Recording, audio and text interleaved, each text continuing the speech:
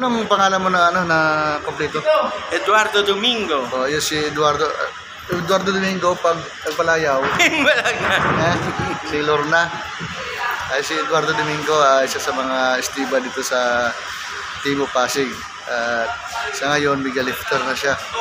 Empleyado ng Mega Lifter. Kung gusto yung may pangarga kayo, hanapin niyo lang si Eduardo Domingo. At ito'y maasahan. Hindi kayo lulukuhin. Kung may mga pangarga kayo, papunta Palawan, no? Oo. Punta Palawan. Coronel Nido. Sige, ano mo, shout mo. Yung mga gusto mo padala na ano. Yan pa sa dalawa. Yung gusto mo padala ba? Guys, yung dito sa Metro Gusto Manila. ko padala sa Metro Manila. Coronel Nido. Oo. Yung may pangarga galing dito sa Metro Manila, papuntang Palawan. Lifter ka na? El Nido, hanapin niyo lang si Edward. Pwede. Si Eduardo Domingo.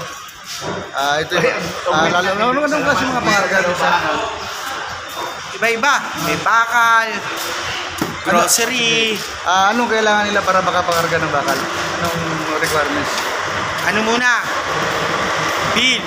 Bill of lading. Oo, makikipag-coordinate sa ano?